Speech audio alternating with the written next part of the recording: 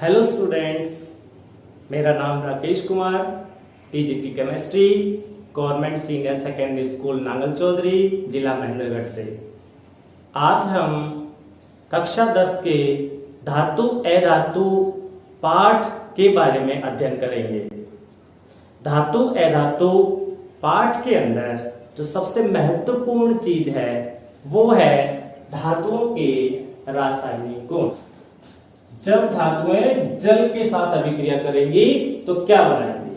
तो याद रखिए, एक ही वाक्य लिखूंगा फिर से कि धातु और जल जल के साथ धातुएं अभिक्रिया करती हैं तो क्या बनाती है। देखिए, बहुत ध्यान से देखिए। तो धातुएं जल के साथ अभिक्रिया करती हैं तो दो प्रकार का उत्पाद बन सकता है। एक, धातुओं का हाइड्रोक्साइड, धातु हाइड्रोक्साइड,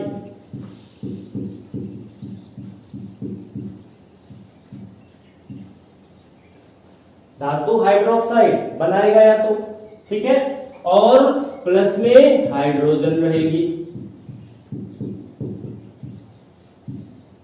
धातु जल के साथ अभिक्रिया करके धातु हाइड्रोक्साइड और हाइड्रोजन ये बनाएगी, या धातु ऑक्साइड, धातु ऑक्साइड बनाएगी और साथ में क्या बनेगा? हाइड्रोजन बनेगा, हाइड्रोजन। तो ये दो प्रकार के उत्पाद यहाँ पे जब धातुएं जल के साथ अभिक्रिया करेगी तो धातु का हाइड्रोक्साइड और हाइड्रोजन, धातु का ऑक्साइड या हाइड्रोजन ये बनेंगे। अब आप सोच रहे होंगे कि हाइड्रोक्साइड कब बनेगा और ऑक्साइड कब बनेगा। तो इस चीज को समझिए आप कि जो जल है वो एक तो ठंडा जल होता है, एक उसी जल को गर्म कर दें तो वो भाप के रूप में आ जाता है ना। तो दोनों की जो क्रिया करने की दर है वो बदल जाती है। एक ठंडे जल के साथ अभिक्रिया कराएं, एक जल को हम गर्म करके उसके साथ भाप के रूप में अभिक्रिया कराएं, तो दोनों की जो क्रिया करने की दर है वो बदल जाती है। और उसके बदलते ही यहाँ पे ये जो उत्पाद है ये भी अलग हो जाते हैं, ये भी बदल जाते हैं, ठीक है। देखिए, अगर हम जल को ठंडा ले रहे हैं, मैं यहां लिख रहा हूं, आप ये चीज ध्यान रखिए। अगर जल ठंडा है तब तो क्या बनेगा? धातु का हाइड्रोक्साइड और हाइड्रोजन गैस बनेगी। अगर हमने जल को भाप में बदल दिया अर्थात गर्म कर दिया, उबाल दिया और भाप बना दी तो क्या बनाएगा? तो यहाँ पे मैं क्या ले रहा हूं?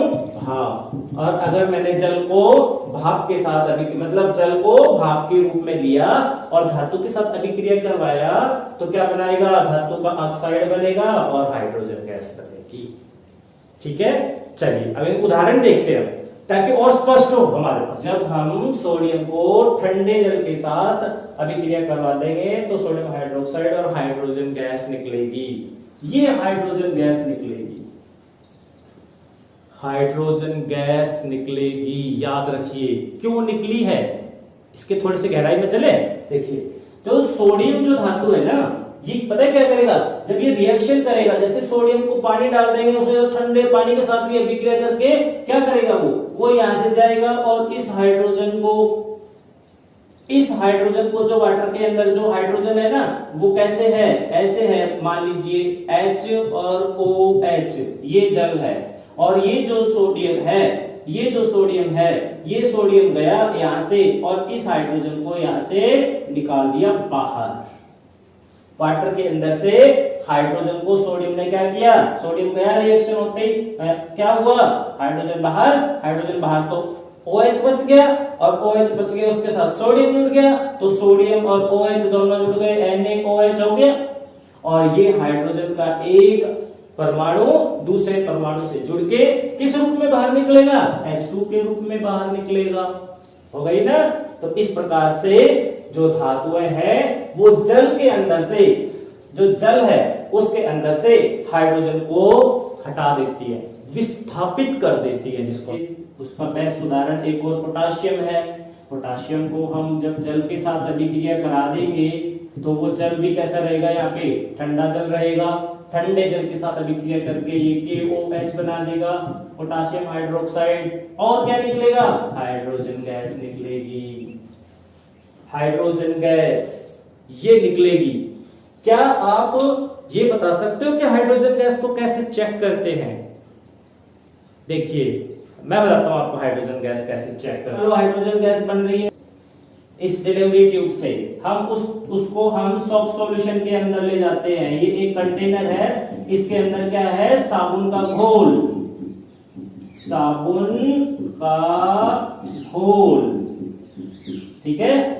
इस डिलीवरी ट्यूब को हम इसके अंदर साबुन के घोल में डुबो देंगे तो यहां से उसके बबल्स निकलेंगे, बबल्स ये, और इसके पास हम क्या करेंगे? एक जलती हुई माचिस की जो तिल्ली है वो ले जाएंगे। जब जलती हुई माचिस की तिल्ली को उस साबुन के बगुले के पास ले जाएंगे तो ध्वनि के साथ आवाज देगी, जलेगी। तो यहाँ पे हमें कंफर्म हो जाएगा कि वो हाइड्रोजन गैस है। तो हाइड्रोजन गैस की उपस्थिति का अगर हमें पता लगाना है तो हाइड्रोजन गैस को आप किसी भी तरीके से बनाइए, बहुत सारे तरीके हैं, लेकिन उसको अगर आपको उसकी पता करना है कि वो हाइड्रोजन ही है, टेस्ट करना है, तो आप उसको साबुन के घोल के अंदर ले जाइए, उसमें से साबुन के घोल के बबूले जिसमें हाइड्रोजन गैस भरी होगी, बबूले वो निकलेंगे। आपने देखा होगा छोटे बच्चे होते हैं वो खिलौना रखते हैं, साबुन के घोल में डुबोते हैं और ऐसे फूंक मारते हैं, उसमें से वो बबूले निकलते हैं। साबुन के घोल के जो जिसमें हवा भरी होती है वो बबूले उड़ते हैं चारों ओर, आपने देखे होंगे। ऐसे ही बबूले यहाँ पे निकलेंगे साबुन के घोल के अंदर से। आप उसके पास माचिस की तिल्ली जला के ले जाओगे, पॉप ध्वनि के साथ वो जलेगी। लेकिन आपको ऐसा करना नहीं है।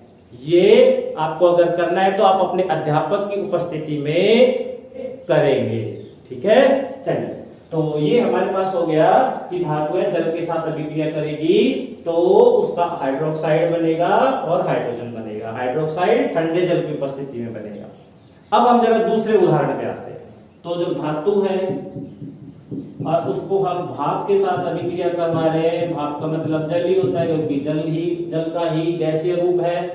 तो इसके साथ जब अभिक्रिया होगी तो धातु का ऑक्साइड बनेगा। क्या बनेगा? धातु का ऑक्साइड बनेगा। किसके साथ? हाइड्रोजन गैस के साथ, हाइड्रोजन गैस के साथ। चलिए उदाहरण लेते हैं। यहां पे मैंने ले लिया जिंक, जिंक धातु। जिंक धातु सोडियम पोटासियम की तरह अति क्रियाशील नहीं है, कम क्रियाशील है। विशेष परिस्थिति चाहिए तो विशेष परिस्थिति में क्या किया हमने? जल को गर्म कर दिया, भाप बना दिया। तो जब हम जिंक को भाप के साथ अभिक्रिया करवा दें यहाँ पे H2O, पर आपको यहाँ पे लिखना पड़ेगा कि ये क्या है? भाप, जिसको हम स्टीम कह रहे हैं। उसके साथ अभिक्रिया करेगा, उसके साथ अभिक्रिया करके क्या बनाएगा? जिंक का ऑक्साइड। तो जिंक का ऑक्साइड बनेगा। उस जिंक ऑक्साइड का फॉर्मूला ZnO, और क्या बनेगा साथ में? हाइड्रोजन गैस बनेगी। इसमें भी वही हुआ है कि ये जिंक जो है ना, ये जिंक गया और इसने इस हाइड्रोजन को यहां से हटा दिया, पूरे हाइड्रोजन को हटा दिया, ऑक्सीजन बचा। ऑक्सीजन जो था वो जिंक के साथ जुड़ गया, जिंक ऑक्साइड बन गया, हाइड्रोजन गैस बन गई, है ना। इसी प्रकार का हम और भी उदाहरण ले सकते हैं। एल्यूमिनियम भी जब जल के साथ अभिक्रिया करेगा, और जल भी कैसा? भाप के रूप में जो है, भाप के रूप में, तो उसके साथ अभिक्रिया करके एल्यूमिनियम का क्या बनाएगा? ऑक्साइड बनाएगा, एल्यूमिनियम ऑक्साइड Al2O3। किसके साथ? हाइड्रोजन के साथ। तो ये देखिए, अब आपको समझ आ गया होगा कि जल जो है दो रूपों में धातुओं के साथ अभिक्रिया कर रहा है, ठंडे रूप में और भाप के रूप में। तो जब ठंडे रूप में करता है तो हाइड्रोक्साइड बनाता है, और जब भाप के रूप में करता है अर्थात गर्म कर दें, धातु को गर्म करके रखें, जैसे लोहा है, लोहे को आप इतना लाल गर्म कर दें एकदम, और फिर उसके ऊपर पानी डाल दें तो वो पानी गर्म हो जाएगा, भाप बन जाएगा, तो वो अभिक्रिया होगी वहां पे, तो वो आयरन का ऑक्साइड बन जाएगा वहां पे, Fe3O4 वो बनेगा। क्या अभिक्रिया होगी? Fe प्लस H2O और Fe3O4 आयरन ऑक्साइड बन जाएगा, बनेगा ऑक्साइड। क्यों? क्योंकि भाप बनी है वहां पे, पानी जो वो भाप में बदला है इसलिए। ठीक है, तो ये हमारे पास था। इसके अलावा देखो अतिक्रियाशील हो गई, मध्यम दर की अभिक्रियाशील धातु हो गई। अब तीसरी हमारे पास अक्रियाशील, वो अभिक्रिया करेगी ही नहीं। तो गोल्ड है, प्लेटिनम है, सिल्वर है, ये धातुएं अगर हम जल के अंदर डाल दें तो कोई अभिक्रिया नहीं होती है, नो रिएक्शन, कोई अभिक्रिया नहीं होगी। सिल्वर, गोल्ड, सिल्वर, प्लेटिनम जल के साथ वाटर की प्रेजेंस में नो रिएक्शन। तो आप सोने के आभूषण को, चांदी के आभूषण को पानी में डाल दो, कुछ नहीं बिगड़ेगा उसका। ठीक है, तो अब आपको समझ आ गया होगा। तो हमारे पास यहाँ पे हमने दो कारक पढ़े हैं, धातुओं की ऑक्सीजन के साथ अभिक्रिया और धातुओं की जल के साथ अभिक्रिया। तीसरे पे चले। तीसरा हमारा है अम्लों के साथ अभिक्रिया। अम्लों के साथ अभिक्रिया, अम्ल किसको कहते हैं? आपको याद है अम्ल किसको कहते हैं? अम्ल वो होते हैं जिनको हम जल में घोलते हैं तो क्या दे देते हैं? हाइड्रोजन एक्वस आयन दे देते हैं या हाइड्रोनियम आयन दे देते हैं, उनको हम अम्ल कहते हैं। तो वे पदार्थ जो जल में घोलने पर हाइड्रोजन एक्वस आयन या हाइड्रोनियम आयन देते हैं, उनको हम क्या बोलते हैं? अम्ल बोलते हैं। तो उन्हीं अम्लों के साथ हम यहाँ पे अभिक्रिया करवा रहे हैं। और अम्ल शक्ति के आधार पे दो प्रकार के होते हैं, एक सांद्र अम्ल कंसंट्रेटेड एसिड, दूसरा तनु अम्ल अर्थात डाइल्यूट एसिड। तो यहां पे जो हम अध्ययन करने जा रहे हैं तनु अम्ल, उसके साथ अभिक्रिया करने जा रहे हैं। देखिए धातु जब भी तनु अम्ल के साथ, किसके साथ? तनु अम्ल के साथ अभिक्रिया करती है तो क्या बनाती है? धातु जब भी तनु अम्ल के साथ अभिक्रिया करेगी तो धातु का लवण बनेगा, धातु लवण, और प्लस में हाइड्रोजन, हाइड्रोजन जरूर निकलेगी भाई, ये याद रखना है आपने। ठीक है, धातु तनु अम्लों के साथ अभिक्रिया करके धातु लवण और हाइड्रोजन बनाएगी। ठीक है, उदाहरण देख लेते हैं। अतिक्रियाशील धातु का ले पहले सोडियम धातु है, तनु अम्ल मैंने लिया है यहाँ पे HCl, हाइड्रोक्लोरिक एसिड होता है, इसको मैं अभिक्रिया करवाऊं सोडियम, इसके साथ तुरंत अभिक्रिया करेगा। और सोडियम धातु जब हाइड्रोक्लोरिक अम्ल के साथ अभिक्रिया करता है तो NaCl ये बनाएगा और हाइड्रोजन गैस निकल जाएगी। इस तरीके से इसको संतुलित भी कर देंगे हम। तो सोडियम धातु तनु अम्ल है यहाँ पे, तनु हाइड्रोक्लोरिक अम्ल, तनु हाइड्रोक्लोरिक अम्ल है ये, और इसको सोडियम क्लोराइड और हाइड्रोजन को बनाने में इस्तेमाल किया जाता है। ठीक है, तो ये इस तरीके से अभिक्रिया हो जाएगी तनु अम्ल के साथ। अगर मैंने यहाँ पे पोटाशियम लिया है उदाहरण के लिए और मैं उसको HCl के साथ अभिक्रिया करवा रहा हूं तो यहाँ पे भी ये HCl कैसा है? तनु, तो इसके साथ अभिक्रिया करके क्या बना देगा? KCl और हाइड्रोजन गैस। ये लवण है धातु के और ये हाइड्रोजन गैस। तो देखिए उनके लवण के अंदर और हाइड्रोजन गैस ये बनेगी। एक बार हम ये कैसे बनी ये भी देखते हैं। देखिए जो यहां पर ये HCl है, ये वाला HCl, ये जो HCl है HCl, ये पता है जैसे ही कोई धातु आएगी ना ये इस HCl को तोड़ देगी, किस किस के अंदर? हाइड्रोजन और क्लोरीन के अंदर। ठीक है, ये हाइड्रोजन प्लस आयन, ये chlorine minus ion, negative ion. ठीक, अब सोडियम था, मान लो यहाँ पे हमने इसको सोडियम के साथ रिएक्शन करवाई थी, ये सोडियम था यहाँ पे Na, ऐसे रिएक्शन करवाई थी। तो ये सोडियम क्या किया था? इसने इस हाइड्रोजन को यहाँ से हटा दिया था। तो ये हाइड्रोजन जब यहाँ से हट गया तो क्या बच गया था? यहाँ पे क्लोरीन, नेगेटिव आयन बच गया था। तो सोडियम जो है वो अपने इलेक्ट्रॉन तो दे देगा उसको और किसमें? पॉजिटिव आयन में बदल जाएगा और सोडियम पॉजिटिव आयन यहाँ पहुंच जाएगा। तो सोडियम पॉजिटिव आयन और क्लोराइड नेगेटिव आयन ये दोनों कंबाइन होकर के सोडियम क्लोराइड बना देंगे और हाइड्रोजन हाइड्रोजन दो एटम्स आपस में जब कंबाइन होंगे तो हाइड्रोजन गैस बन जाएगी। इस प्रकार से हमारे पास ये अभिक्रिया होती है। ठीक है, चलो और भी उदाहरण ले लें एक दो। सोडियम पोटाशियम हो गए। अच्छा, मैं एक बात और बताना चाह रहा था आपको कि एसिड जो लिया हुआ है मैंने यहाँ पे, अम्ल लिया है, वो HCl लिया है। आप कोई दूसरा एसिड लेंगे उसके साथ भी इसी प्रकार की अभिक्रिया होगी। जैसे मैं H2SO4 ले लूं, H2SO4 ले लूं, अब की बार मैं जो धातु है वो जिंक ले लेता हूँ, जिंक धातु, और मैंने यहाँ पे जो अम्ल लिया है वो ले लिया है H2SO4 सल्फ्यूरिक अम्ल। तो सल्फ्यूरिक अम्ल के साथ जिंक को अभिक्रिया करवा रहे, तो पता क्या होगा, ये जिंक जाएगा यहाँ से और इस हाइड्रोजन को यहाँ से हटा देगा, विस्थापित कर देगा, और जब ये हाइड्रोजन यहाँ से विस्थापित हो जाएगी तो क्या बन जाएगा, ZnSO4 जिंक सल्फेट, और हाइड्रोजन गैस बनेगी, हाइड्रोजन गैस बनेगी। ठीक है, ये धातु लवण और हाइड्रोजन गैस बनेगी। समझ आ गया होगा अब आपको कि धातुएं तनु अम्लों के साथ अभिक्रिया करके धातुओं का लवण मेटालिक साल्ट और हाइड्रोजन गैस बनाती है।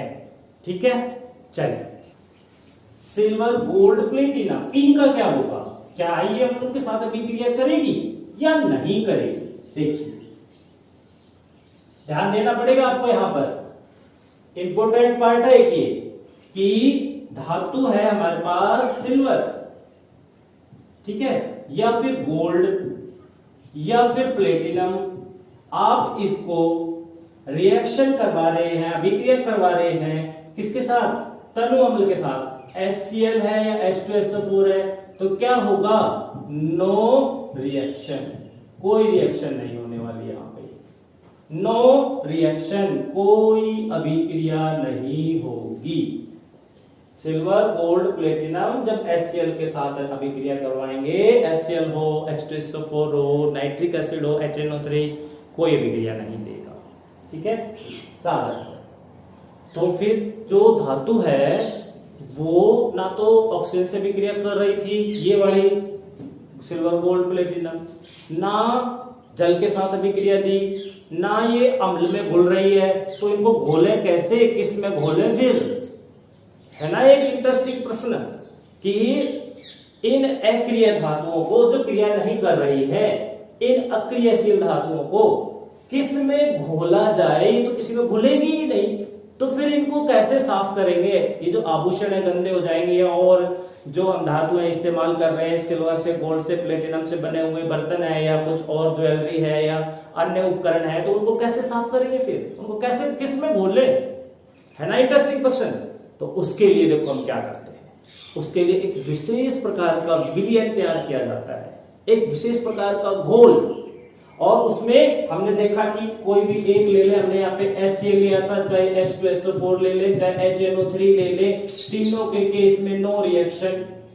ये जो है किसी के साथ भी, तीनों में के किसी के साथ भी नो रिएक्शन। अगर अलग अलग हमने अभिक्रिया करवाई है तो कोई अभिक्रिया नहीं होती, लेकिन अगर हम एक विशेष विलयन तैयार करें जिसमें से एक HCl और एक HNO3, इन दोनों को मिलाएं और घोल तैयार कर ले एक, इन दोनों को जो मिलाने का जो तरीका है वो क्या है, वो विशेष है, और आपको भी विशेष रूप से ध्यान रखना है। क्या विशेष है, देखिए HNO3, इसका हमको एक भाग लेना है, ठीक है।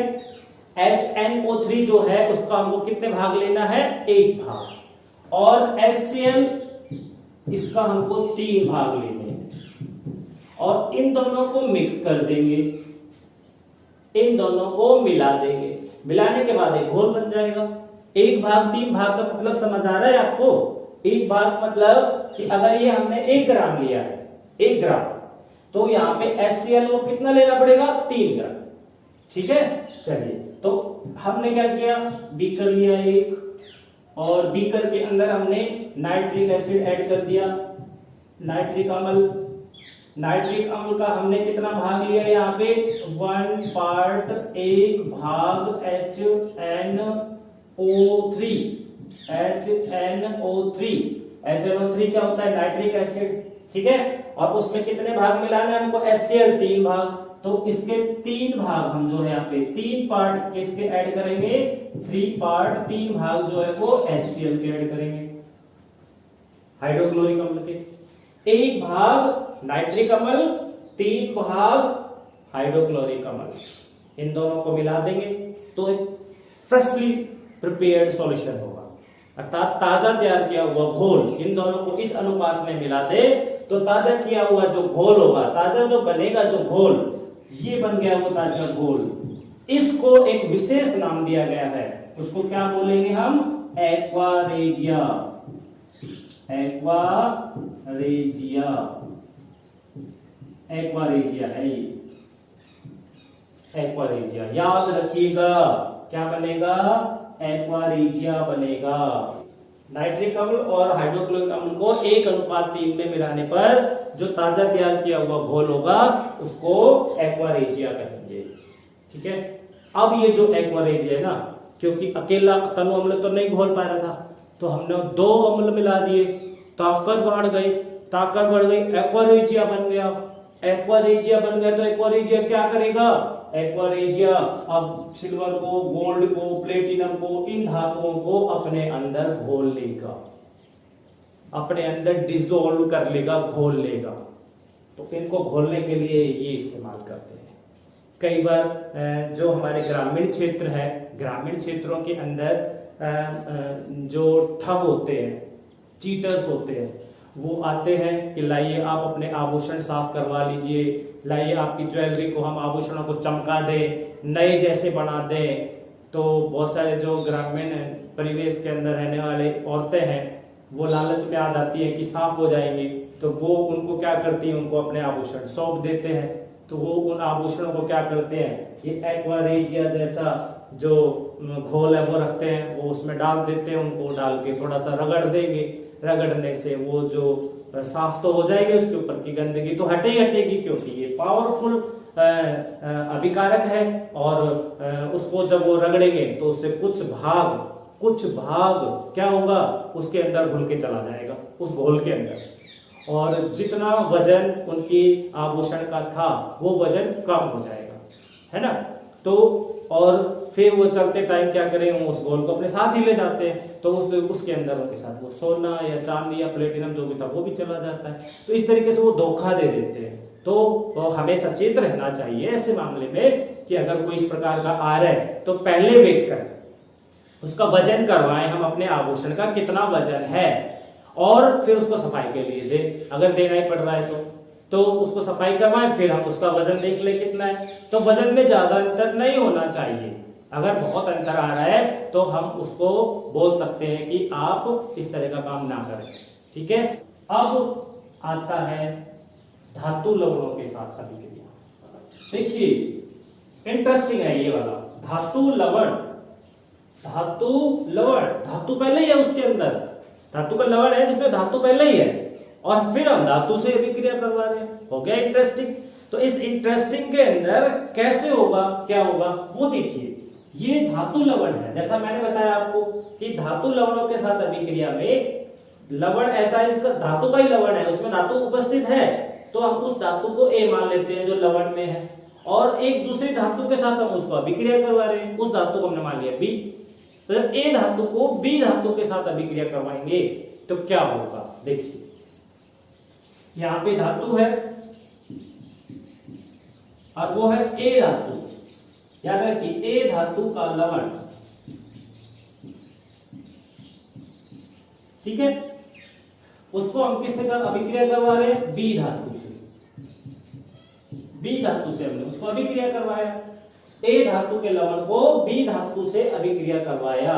तो पता क्या होगा, अगर ये ए धातु अधिक अभिक्रियाशील है तब तो यही रहेगा, और अगर ये बी अधिक क्रियाशील है, बी की ताकत ज्यादा है, पावरफुल रिएक्टिव है, तो क्या होगा, ए को यहां से हटा देंगे, खुद आ जाएगी इसकी जगह। तो उस केस में क्या होगा, बी धातु का लवण, बी धातु का लवण बनेगा और प्लस में ए धातु बनेगी, ए धातु बनेगी।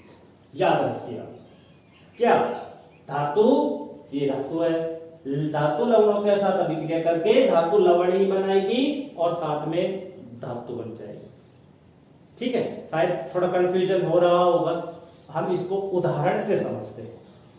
और उदाहरण अगर आपने समझ लिया तो ये जो चीज है ना कि धातु धातु लवणों के साथ अभिक्रिया करके क्या बनाएगी आपको बिल्कुल समझ में आ जाएगा। चलिए मैं एक धातु लवण का उदाहरण ले रहा हूं यहाँ पे, और वो धातु लवण का उदाहरण लिया मैंने CuSO4 कॉपर सल्फेट। यहाँ पे कौन सी धातु है? ए धातु कौन सी है? ये वाली कॉपर, ये है ए धातु, ठीक है, कॉपर सल्फेट। और मैं इसको बी धातु से रिएक्शन करवा रहा हूं, और वो मैंने यहाँ पे ले लिया जिंक। ये कौन सी धातु है? बी। ध्यान दीजिए, धातु लवण क्या है?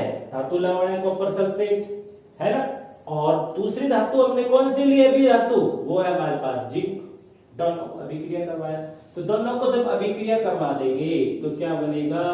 जिंक सल्फेट ZnSO4 और कॉपर, ये बनेगा। अर्थात जो ए धातु थी वो तो हो गई है अलग, ये देखो अलग हो गई है, और बी धातु जो थी वो यहाँ पे आई, यहाँ पे जुड़ गई इसके साथ। इसको हटा दिया यहाँ से, किसको हटा दिया? इस ए धातु को हटा दिया यहाँ से, इसको तोड़ दिया अलग अलग। कॉपर अलग हो गया, सल्फेट बचा, SO4 नेगेटिव, और SO4 नेगेटिव जब जिंक के साथ जुड़ा तो जिंक सल्फेट बन गया और कॉपर अलग हो गया, है ना। तो इस प्रकार से जो अभिक्रिया है वो होगी।